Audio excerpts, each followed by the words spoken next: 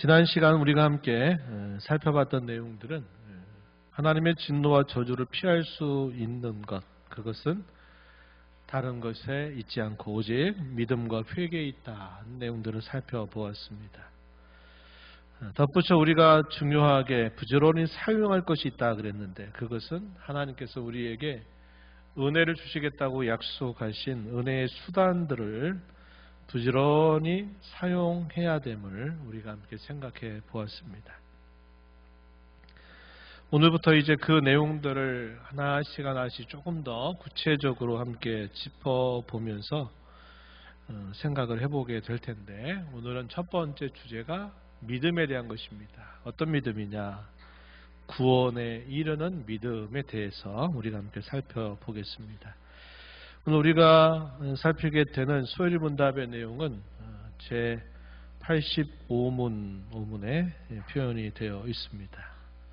여러분들에게 물을 테니까 먼저 답변을 잘 해주시기 바랍니다.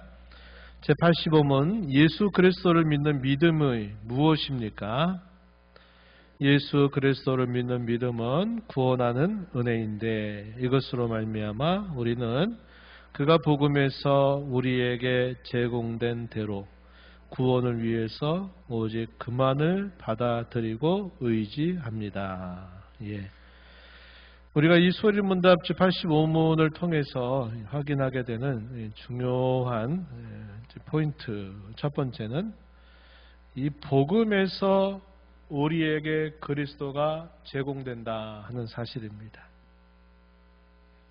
복음을 말하면서 그리스도를 빼면 그건 결코 복음이 될 수 없습니다. 우리가 일반적으로 복된 소식이다 이렇게 말할 때는 여러 가지 이야기들이 포함될 수 있겠죠. 고통 가운데 있었던 사람이 그 고통으로부터 벗어나게 될 때, 어려움에 처했던 사람이 그 어려움을 벗어나게 될 때, 몸이 아팠던 사람이 또 건강해질 때, 또 소유가 더 늘어나게 될 때, 이런 모든 것들은 우리의 인생에 짤막짤막한 기쁜 소식이 될 수 있습니다. 그러나 복음이다라고 말할 때는 단순히 그런 일시적인 기쁜 소식을 말하는 게 아니라, 이 복음은 이 복음의 주인공 되신 예수 그리스도를 빼고서는 복음이 될 수 없다 하는 사실입니다. 한때 여러분들 기억하실 것입니다. 한 10여 년이 됐을까요? 우리 한국교회 이단들이 막 득세하고 막 퍼져나가게 되면서 이 신앙의 기본적인 내용들이 교회가 갖춰지지 않다 보니까 많은 기존 신자들조차도 이런 이단들의 가르침에 현혹이 돼서 그쪽으로 많이 옮겨간 때가 있었습니다. 오랜 신앙생활을 했음에도 불구하고 이단들과 대화를 하다 보면 그들을 이겨내지 못하는 그런 일들이 있었던 거죠. 그러면서 그 시대에 많이 이제 이야기가 나왔던 게 어떤 거냐? 우리의 신앙의 기초, 뿌리, 교리, 이것이 참 중요하다. 그래서 막 교리적인 가르침들이 이제 막 온 교회에 너나 나나 할 것 없이 막 퍼졌던 때가 있었고, 강단에서는 그동안 우리가 복음을 많이 말했음에도 불구하고 복음이 아닌 다른 것들로 변질된 것이 아닌가 하는 그런 자기 반성의 소리가 나오게 되면서 교회가 다시 복음으로 돌아가야 된다 하는 그런 또 센세이션, 그런 운동들이 교회마다 많이 일어났습니다. 그래서 다시 복음으로 이런 또 캐치프레이즈를 내세우고 또 이렇게 복음에 대해 생각을 했던 때가 있었어요.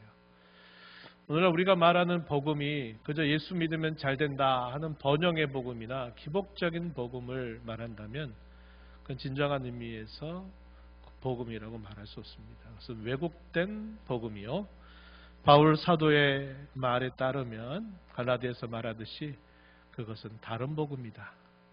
다른 복음이다. 이렇게 말할 수 있는 것들이 될 겁니다.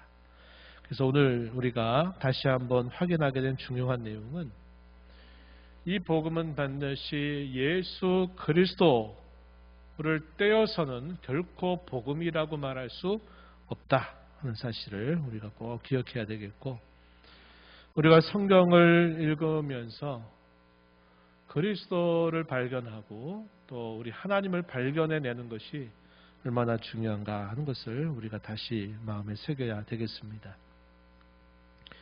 우리 안에서 또 어떤 피조물 안에서 결코 하나님의 진노와 저주를 피할 길이 없다.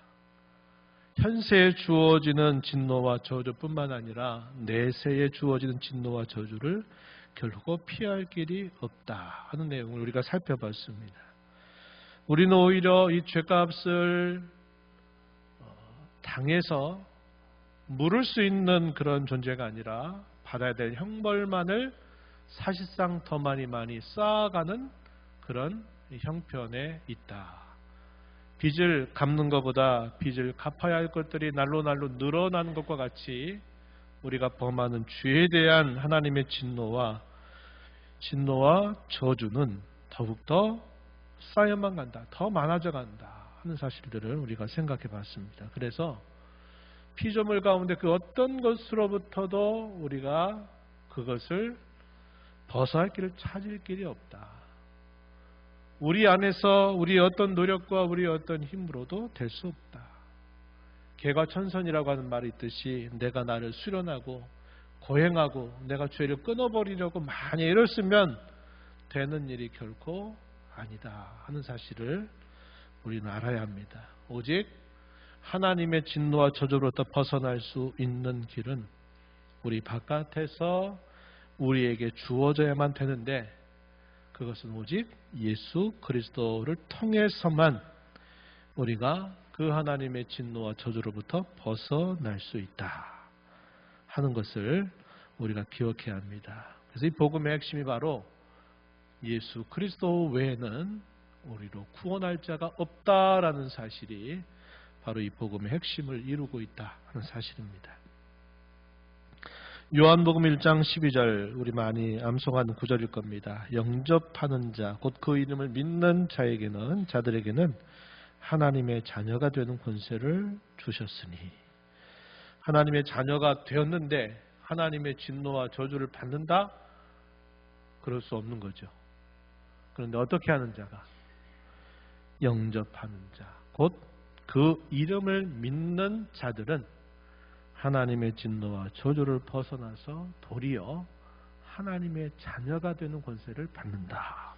이렇게 말합니다. 그래서 믿는 자들, 믿는 행위 이것을 우리에게 강조해주고 있다 하는 겁니다. 두 번째 포인트는 구원을 위해서 우리는 오직 그리스도만을 받아들이고 의지해야만 된다 하는 것을 가르쳐 주는 겁니다.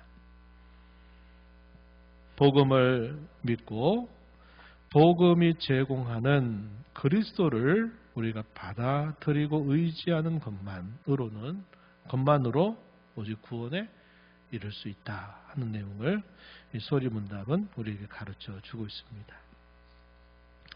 이사야서 16장 3절 4절 많이 우리가 들어본 말씀일 거예요. 우리 함께 읽어보겠습니다. 주께서 심지가 견고한 자를 평강하도록 지키시리니 이는 그가 주를 신뢰함이니이다. 너희는 여호와를 영원히 신뢰하라. 주 여호와는 영원한 반석이심이로다. 아멘. 심지가 견고한 자, 뭘 뜻하는 말일까요? 뒤에 표현되는 말씀에 보니까 어떤 사람, 무엇이 견고한 자를 말합니까? 하나님을 신뢰하는 것이 견고한 사람, 그런 사람을 평강하도록 지켜주신다. 평강에서 평강에 이르게 한다. 이 말은 평강이 그를 가득 채워준다 하는 걸 말합니다. 어떤 자들에게? 여호와 하나님을 신뢰하는 자, 그 신뢰하는 그 마음이 견고한 자, 그런 자가 그런 평강을 누리게 될 것이다. 이렇게 가르쳐주고 있습니다. 바울 사도는 빌립보서 3장 9절에서 내가 가진 의는 율법으로부터 난 것이 아니다. 다시 말하면 내가 내 행위를 가지고 애를 쓰고 분투하고 노력해서 내가 얻을 수 있는 것이 결코 아니라 오직 그리스도를 믿음으로 말미암은 것이다. 곧 믿음으로 하나님께로부터 난 의다. 본래 그 의라는 것은 자기 것이 아니다 이 말이에요. 자기는 근본 자체가 불의한 자고 죄된 자인데 하나님께서 그분의 의로움을 우리에게 주시는데 어떤 통로, 어떤 수단들을 통해서냐? 믿음이라고 하는 통로, 믿음이라고 하는 수단을 통해서 우리에게 하나님의 의를 우리에게 전해준다 이 말입니다. 전해준다. 그래서 내가 가진 의는 결코 나로부터 얻게 된 것이 아니라 그것은 오직 하나님으로부터 믿음을 통해서 주어진 의다. 이렇게 가르쳐주고 있는 겁니다. 이어지는 말씀 갈라디아서 2장 16절 말씀은 갈라디아서의 중심 구절 이렇게 볼 수 있는 표현입니다. 함께 우리 읽어보겠습니다. 사람이 의롭게 되는 것은 율법의 행위로 말미암음이 아니요 오직 예수 그리스도를 믿음으로 말미암는 줄 알므로 우리도 그리스도 예수를 믿나니 이는 우리가 율법의 행위로서가 아니고 그리스도를 믿음으로써 의롭다함을 얻으려 함이라. 율법의 행위로서는 의롭다함을 얻을 육체가 없느니라. 얻을 육체가 없다 이 말은 얻을 사람이 세상에 그 어느 누구도 없다 이런 걸 말하는 겁니다. 사람이 의롭게 된다 하는 것은 결코 율법의 행위로 주어지는 것이 아니라 믿음을 통해서 우리가 얻는 것이다. 이렇게 가르쳐 줍니다. 그래서 갈라디아서의 가장 중심 구절 이렇게 볼 수 있는 구절이 바로 2장 16절 말씀입니다. 이신칭의 한자말로 그렇게 표현하죠. 믿음으로써 의롭다, 칭해진다, 의롭다함을 얻는다. 그래서 이신칭의라는 말을 우리가 사용하고 있다 하는 겁니다. 그래서 우리가 근본적으로 다른 사람들에게 구원을 전하는 것은 실상은 여러 가지가 우리 많은 이야기들을 하죠. 예수님 믿으면 평안해집니다. 예수님 믿으면 걱정이 사라집니다. 뭐 이런 많은 이야기들을 우리가 하긴 하지만 그 복음의 진짜 핵심은 예수 그리스도를 믿어야만 우리가 하나님의 진노와 저주로부터 벗어나서 영생을 얻고 하나님의 자녀가 된다. 이 내용이 이 복음의 핵심적인 내용이 된다 하는 사실을 우리가 기억하고 복음을 전할 때 꼭 이 메시지를 전달하도록 우리가 힘을 기울이면 필요가 있다는 거죠. 우리의 설득으로 사실상 전도가 되는 게 아님을 우리가 압니다. 그죠? 우리의 어떤 설득, 우리의 지혜, 또 우리의 논리적 사고 뭐 이런 것들로 사람들을 이렇게 전도해서 그로 예수를 믿게 할 수 없는 일입니다. 우리의 전도의 내용에 성경이 가르치는 이 복음의 핵심이 들어갔을 때 성령께서 그 진리의 말씀과 함께 그의 심령을 움직이고 감화하시게 될 때 그 사람이 이제 믿음을 갖고 구원을 받게 되는 역사가 일어나는 겁니다. 그래서 그것은 우리의 능력에 달려있는 게 아니라 하나님의 능력에 달려있다는 것을 우리는 꼭 기억해야 되겠습니다. 이와 관련해서 소유문답은 간략하게 우리에게 구원에 이른 믿음에 대해서 소개하지만 이와 관련해서 대요리문답은 그 내용 자체가 좀 더 여러 풍부한 내용들을 가지고 그 내용들을 우리에게 소개해주고 있습니다. 그래서 대요리문답 72문에 보면 의롭게 하는 믿음이 무엇입니까? 이렇게 묻고 설명을 비교적 자세하게 설명해줘요. 우리가 조금 전 살펴봤던 소유문답 85문에 있는 그 핵심적인 내용들을 우리가 염두에 두면서 여기서 좀 더 뭘 좀 더 자세하게 이야기하고 있는가 한번 우리가 살펴보면 도움이 될 것 같습니다. 한번 보시죠. 의롭게 하는 믿음은 하나님의 영과 말씀에 의해 죄인의 마음속에 역사하는 구원하는 은혜인데 소유문답에서 뭐라고 표현했어요? 그냥 간단하게 말하기를 뭐라고 말했습니까? 구원하는 은혜다 이렇게 말했어요. 대리문답에서는 구체적으로 설명했죠. 하나님의 영, 곧 성령과 말씀에 의해 죄인의 마음속에 역사하는 구원의 은혜다. 이렇게 좀 더 세부적인 설명을 더 붙여줬습니다. 계속 보시죠. 이것에 의해 그는 자기의 죄와 비참을 깨닫고 잃어버린 상태로부터 자기를 구원할 능력이 자신과 다른 모든 피조물에는 없다는 것을 깨달아. 두 가지 깨달음의 내용을 소개했어요. 하나는 뭐였습니까? 내가 죄와 비참한 상태에 있다는 사실을 깨닫고 또 그 죄와 비참으로부터 벗어날 길은 이 세상 그 어떤 곳에서 없다. 자기 자신 안에도 없다는 사실을 깨닫는 것이라고 말합니다. 이어서 보세요. 복음의 약속이 진리라는 것을 동의할 뿐만 아니라 동의한다. 말은 그렇군요 하는 인정하는 거죠. 복음의 약속만이 가능하다 하는 사실을 인정하고 받아들이는 겁니다. 죄사함을 위하여 그리고 하나님 보시기에 구원받게 의로운 사람이라고 수납되고 인정되기 위하여 그리스도와 그의 의를 받아들이고 의지한다. 이렇게 말했습니다. 믿음이라고 하는 게 뭐냐?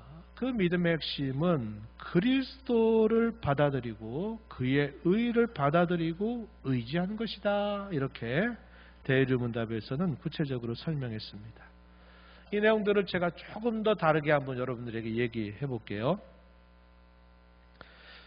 믿음이라고 하는 것은 우리의 전 인격적인 것들을 포함하고 있습니다. 이걸 다르게는 뭐라고 말하느냐면 지적인 요소가 있고 감정적인 요소가 있고 의지적인 요소가 있다. 이걸 우리가 인격이라고 말할 때 이 세 가지가 함께 균형과 조화를 이루어야 된다. 이렇게 말하곤 합니다.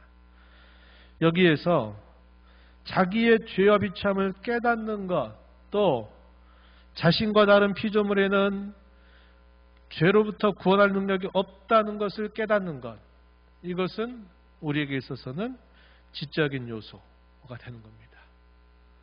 물론 우리가 배워서 아는 그런 지식하고는 근본적인 성격이 다르죠. 말 그대로 깨닫는 겁니다. 깨닫는 거예요. 성령에 의해서, 말씀에 의해서 깨닫게 되는 건데 지적인 요소죠. 그러면 내 안에 또 내 밖에 다른 어떤 것으로부터 아무런 소망이 없다는 사실을 깨닫게 되면서 복음의 약속, 곧 예수 그리스도를 받아들이고 그의 의를 의지하는 자가 이 구원을 받게 된다는 사실을 동의하게 된다는 거죠. 감정적인 요소라고 말할 수 있습니다.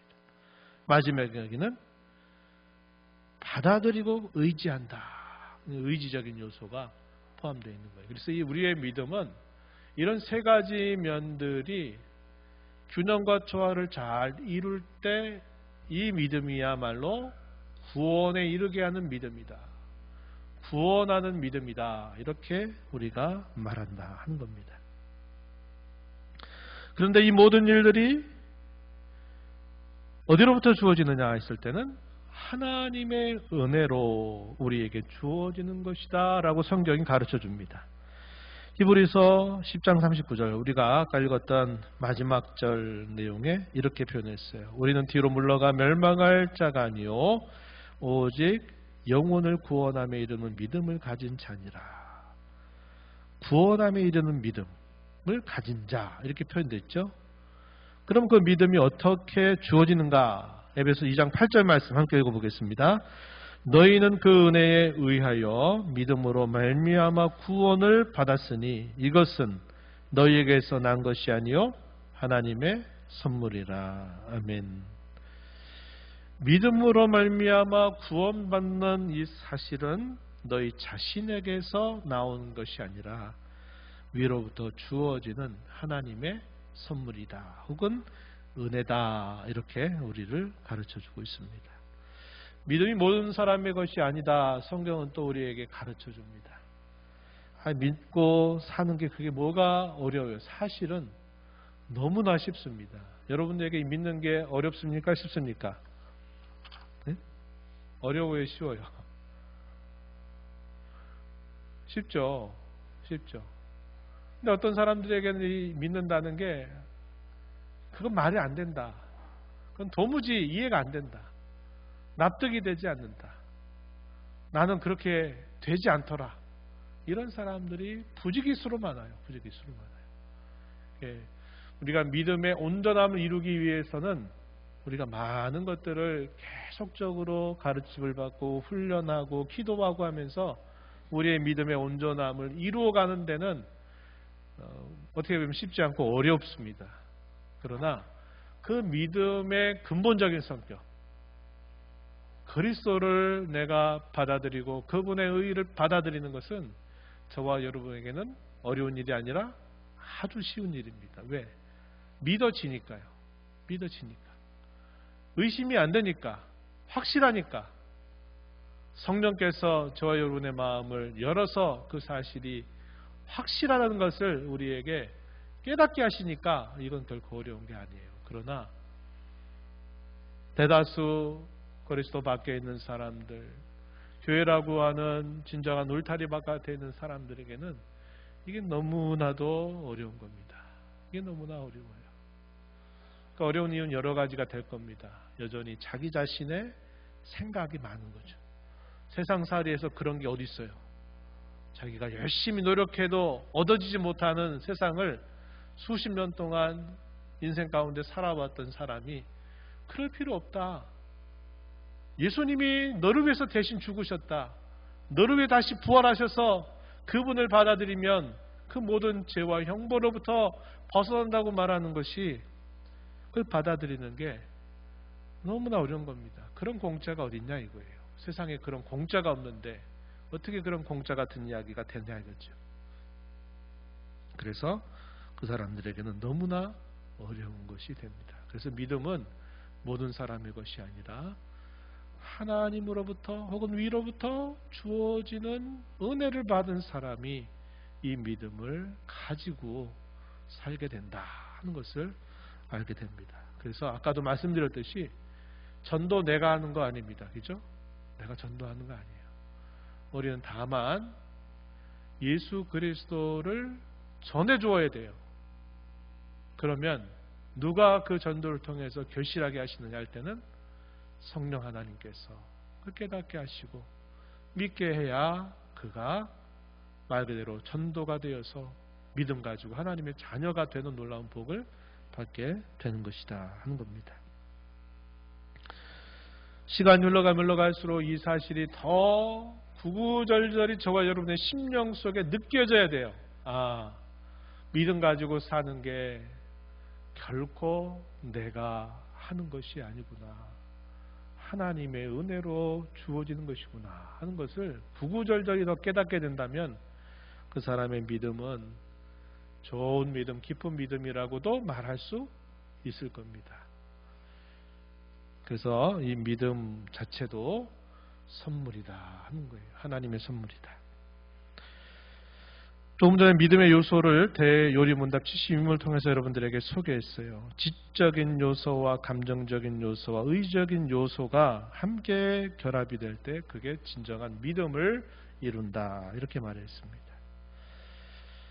가장 먼저 어떤 것이 앞서가야 될까요? 어떤 사람들은 믿음 이야기하면 체험이나 감정 이런 것들을 가장 먼저 앞세우는 사람들이 있습니다. 그런 체험을 통해서 믿음을 가지게 되었기 때문에 그런 거죠. 처음에 시작은 그럴 수 있습니다. 그러나 우리의 믿음에 있어서 이 세 가지 요소 중에 만약에 가장 앞서가야 될 것이 있다 그러면 어떤 것이겠습니까? 여러분 생각 어떤 것이어야 될 것 같아요?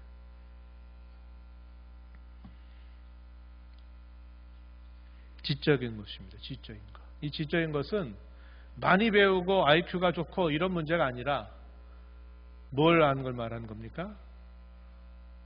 복음에서 제시하시는 예수 그리스도가 누구인가를 올바르게 아는 것, 그것이 지적인 요소입니다. 이것이 아닌 무조건 맹종적으로 믿어라, 맹목적으로 믿어라, 이렇게 하는 믿음은 잘못되기가 너무나 쉬워요. 바른 진리의 지식, 곧 하나님의 말씀을 통해서 우리에게 제시되고 있는 올바른 복음, 참 복음을 우리가 무엇보다도 그것을 잘 깨달아야 돼요. 그 깨달음 다음으로 우리가 감정적으로, 의지적으로 거기에 우리가 하나님 앞에 반응하는 요소들이 있어야만 된다 하는 겁니다. 그래서 우리의 믿음은 성경의 지지를 받는 믿음이어야 된다 하는 거예요. 올바른 진리 지식의 안내를 받지 않는 믿음은 잘못되기가 너무나 쉽다는 거죠. 이단들이 흔들어대면 그 흔들림에 결국은 같이 요동치는 일들이 따라오게 되는 것입니다. 그래서 항상 우리가 체험을 통해서 믿음을 갖게 된다 하더라도 결국 우리가 어디로 와야 되느냐? 성경이 우리에게 제공해주는 참 믿음이 무엇인가를 잘 깨닫고 하는 방향으로 자리를 잡아야 돼요. 그렇지 못하면 체험 위주의 신앙이 되게 되면요, 우리의 신앙이 견고하지 못합니다. 흔들리기 쉬워요.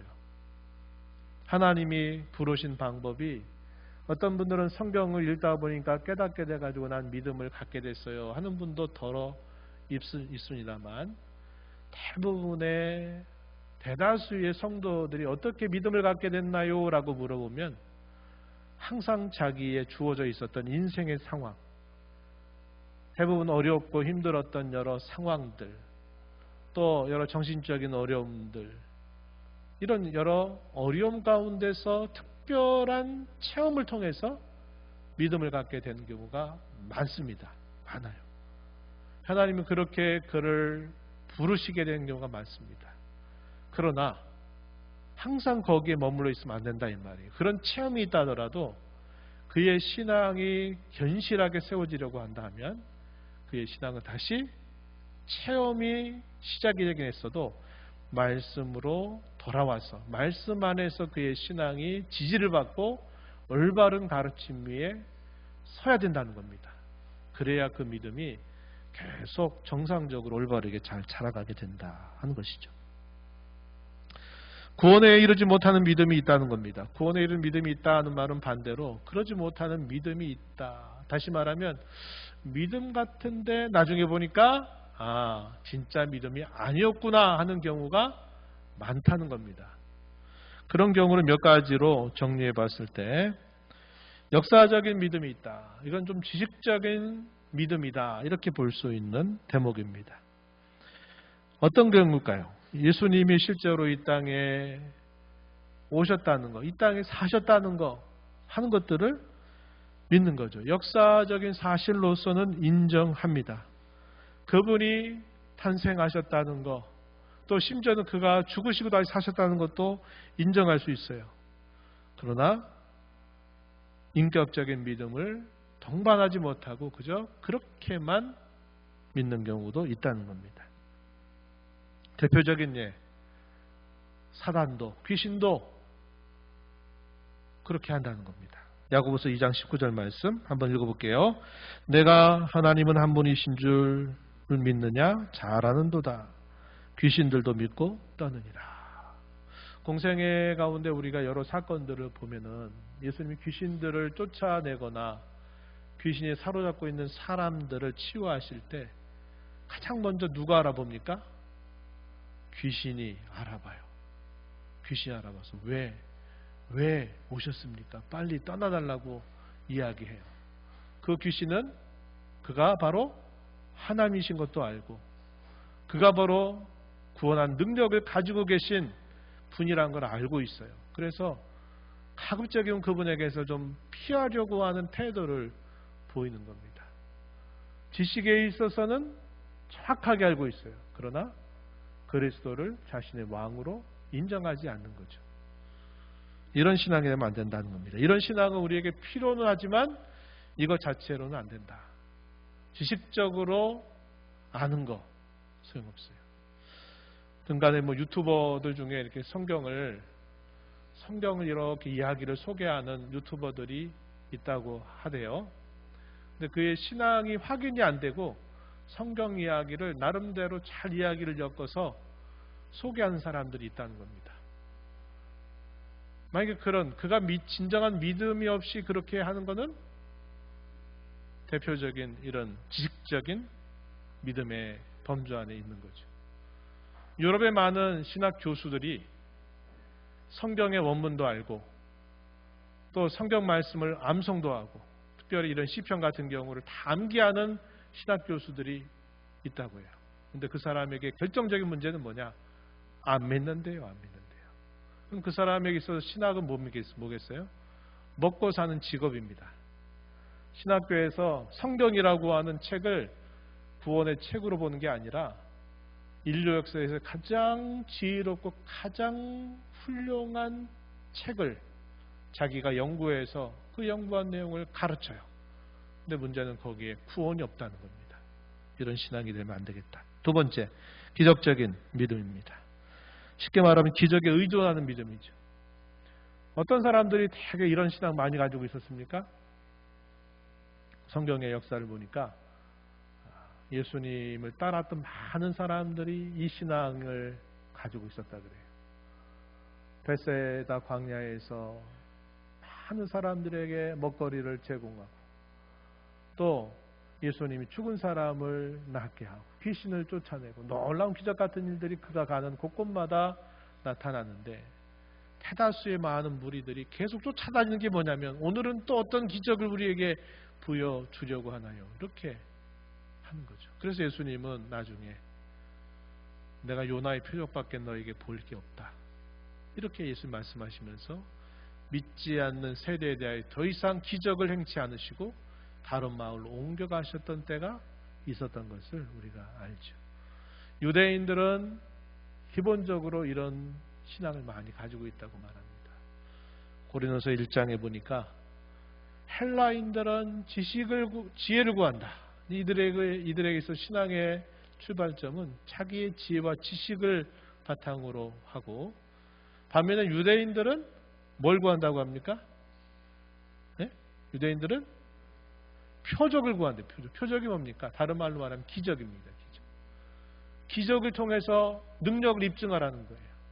십자가에 달려서 고난당하시고 계신 주님을 향해서 내가 만약에 하나님의 아들이라면 내가 스스로 십자가에서 내려와라. 그럼 내가 하나님의 아들인 줄 믿겠다. 종교 지도자들과 많은 지나간 행인들이 십자가에 달리신 예수님을 향해 그렇게 말했어요. 진짜 믿겠단 말일까요? 사단의 하순이 돼가지고 예수님을 공격하는 말이 된 거죠. 마태복음 7장 22절에 보니까 그날에 많은 사람들이 나더러 이르되 주여 주여 우리가 주의 이름으로 선지자 노릇하며 주의 이름으로 귀신을 쫓아내며 주의 이름으로 많은 권능을 행하지 아니하였나이까 하리니 그때 내가 그들에게 밝히 말하리라. 뭐라고요?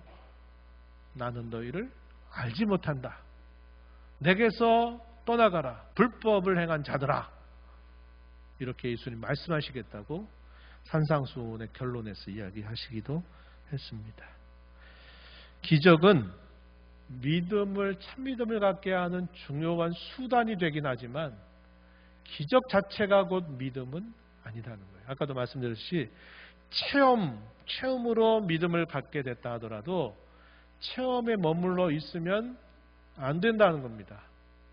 반드시 어디로 와야 된다? 말씀이 가르치는 신앙으로 돌아서서 거기서부터 신앙을 다져가야만 된다 하는 겁니다. 일시적인 믿음도 있다는 거죠. 이런 경우 얼마나 많습니까? 이 말은 무슨 말이냐면 믿음을 가졌어요. 그런데 나중에 보니까 믿음으로부터 떨어진 경우입니다. 멀어진 경우를 말해요. 이런 대표적인 것은 예수님은 씨 뿌리는 자의 비유를 통해서 우리에게 설명해 주셨는데 돌밭에 뿌려진 씨에 대한 비유에 대하여 예수님이 친히 해석해 주신 말씀 마태복음 13장 20절 21절 말씀입니다. 함께 읽어보겠습니다. 돌밭에 뿌려졌다는 것은 말씀을 듣고 즉시 기쁨으로 받되 그 속에 뿌리가 없어 잠시 견디다가 말씀으로 말미암아 환난이나 박해가 일어날 때는 곧 넘어지는 자요. 이렇게 말합니다. 말씀을 기쁨으로 받았대요. 참 좋은 일이죠. 그런데 뿌리, 믿음의 심지가 없어가지고 조금 견디다가 박해와 환난 이런 것들이 그에게 닥치니까 결국은 넘어진다. 이렇게 말하는 겁니다. 이런 일시적인 믿음. 또 어떤 경우가 있을까요? 재리에 대한 유혹이라든지 세상에 대한 염려와 걱정이 그 마음을 가득 차지하게 되면 역시 믿음에서 떨어져 나가는 일이 생긴다는 거죠. 이런 믿음이 구원에 이른 믿음이 되지 못한다 하는 사실을 우리에게 주목하게 하는 겁니다. 구원하는 믿음은 계속적입니다. 어떨 때 믿음이 아주 강했다가 어떨 때 믿음이 아직 없는 것처럼 왕장하고 흔들리고 오락가락하는 그런 게 아니라 그 믿음은 시간이 흘러가면 흘러갈수록 그 뿌리가 깊이 내려지게 되고 더 풍부한 그런 양분을 말씀을 통해서 공급받게 되고 온전한 신앙 또 온전한 삶이 곁들여지는 그런 모습으로 계속 깊어지고 성장하게 된다 하는 겁니다. 한 해를 돌아보는 여러분 어떠세요? 지난 한 해를 시작할 때 여러분이 가지고 있었던 소중한 믿음이 이제 한 해의 끝자락으로 달려오는 동안 여러분들의 신앙이 어떠합니까? 잘 뿌리가 더 깊어졌다고 여겨집니까? 그 뿌리가 깊어지면서 가지가 자라고 더 신앙이 풍성하게 자라고 있다고 여러분 여겨집니까?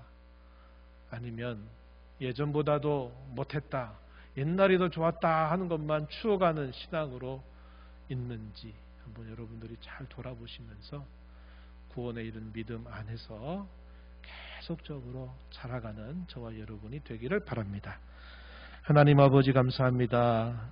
구원에 이르는 믿음은 하나님께서 위로부터 주시는 선물임을 저에게 말씀해 주시고 말씀과 성령을 통하여 저희들에게 우리 자신이 진노와 저주 아래 있다는 사실을 깨달을 뿐만 아니라 우리 자신과 피조물 가운데 그 어떤 것도 이 진노와 저주로부터 건들 수 없다고 하는 것을 깨닫는 일이 있어야 되고 복음을 통해 제시되는 예수 그리스도만이 유일하게 이 진노와 저주로부터 피할 수 있는 길임을 알고 동의하며 그리스도와 그의 의를 받아들이고 전적으로 신뢰하는 것 이것이야말로 구원에 이르는 참 신앙임을 배웁니다. 아버지 하나님 이 신앙이 저희 가운데 잘 자리 잡고 뿌리가 깊어지고 가지가 자라고 또 잎에 무성한 잎을 저희가 키워가며 열매 맺는 참 신앙으로 자라서 이 믿음을 통하여 하나님께 영광을 돌리고 하나님이 기쁘시게 하는 그런 믿음이 되도록 인도하시고 이 믿음을 가지고 우리 자신과 세상을 넉넉히 이겨나가는 저희들의 삶이 되도록 인도하여 주옵소서. 예수님 이름으로 기도하옵나이다. 아멘.